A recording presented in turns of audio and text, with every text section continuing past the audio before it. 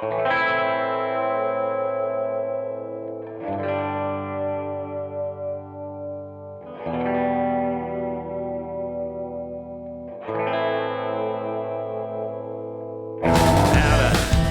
don't play so rough. You're evil guys, do evil stuff. They hide your face and do the shame. They say they're acting in your name. Hey, thanks for watching. This is Jim Ebert with Cancer Can Rock. This is episode 2.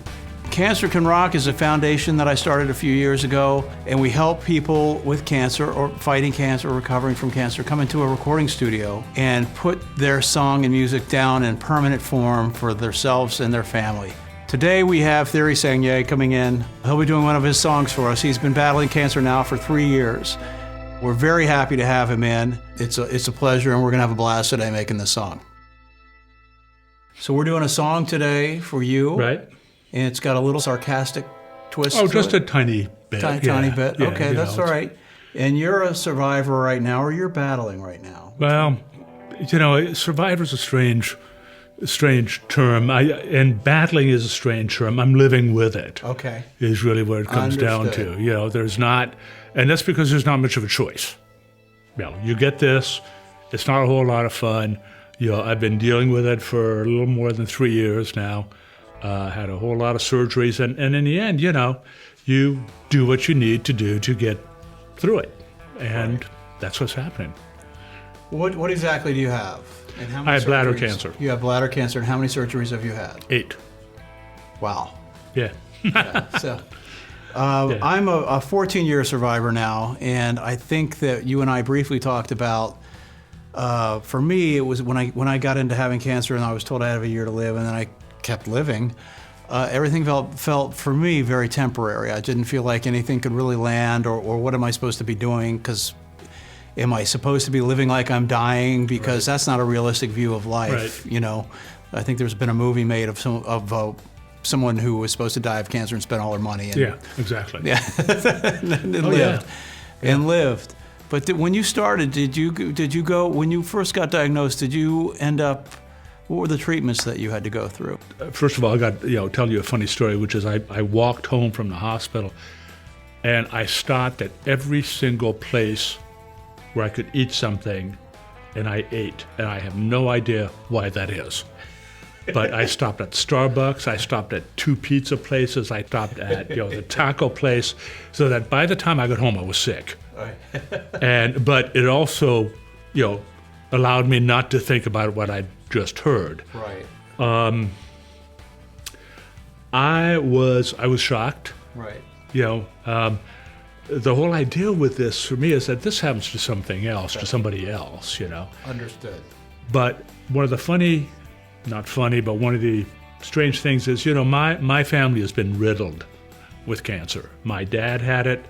My mom had it. My older sister died from bladder cancer. So there was always a little place in my mind that kind of said, well, you're going to get it.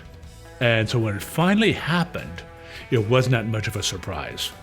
Right. It was, okay, so it's caught up with me.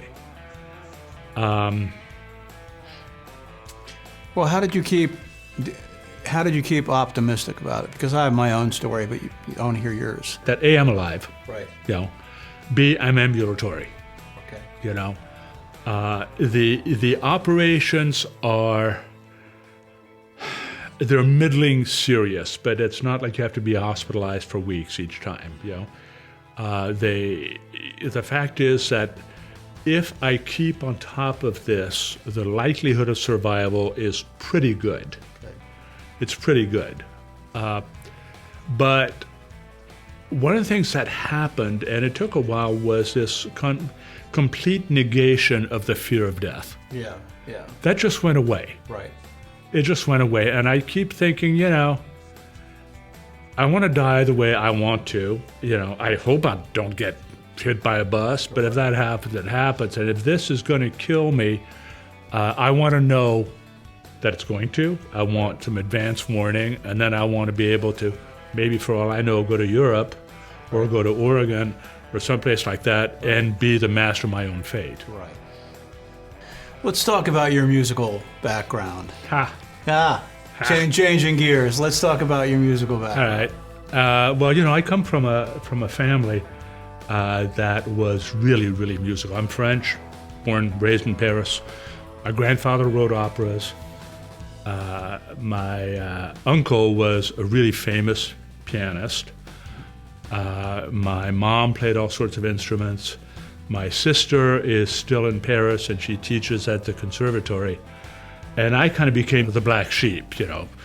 I picked up a guitar, and I thought, this is really kind of a cool, and I remember with this awful little K guitar, you know, which hurt your fingers when you played it. But I thought, you know, this is really neat. Now, to my detriment, I never learned how to read music, which really is sad, because I now find many years later this would really be a nice skill to have. However, I'm really good. I can pick up tunes. You know, generally I hear things once or twice, and that I can pick up. What I love doing is writing songs. I love writing songs, yeah. And the one that I wrote, you know, that we're going to be doing here today, it's pretty well cancer related, you know. This is my attempt to reason with God. Now this was written All shortly. gods. All gods. All Every gods. single one of Yes, them. You know, we've got Jesus, we've got Buddha, we've got Allah, we've got Yahweh, we've got Muhammad. Who are we've all got beautiful Calvin. women. Yeah, okay. That All right, too. all right. That too.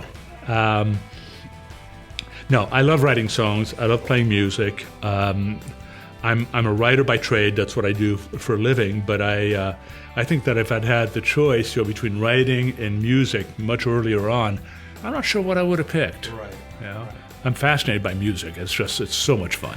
One of the cool things about what I do is I take an idea, like the song you have, which is in a rough form idea, and then I get to decorate the whole thing. The way I heard the demo of it, I'm going, okay, I kind of hear this spaghetti western versus Beck, you know what I mean? Track behind this, and how does that relate to the lyrics? And I go, actually, in a sarcastic way, it works very well with the lyrics. So we're putting that together today, and I hope you're going to like it. Oh, I know I'm going to like it. I mean, just being on the other side of the glass over there has been just a fascinating experience. You know, Oh, great. Well, let's go ahead and do the song. Cool. All right. Let's do it. Flying monkey squad waits just one miracle on someone like me. God bless the limousine.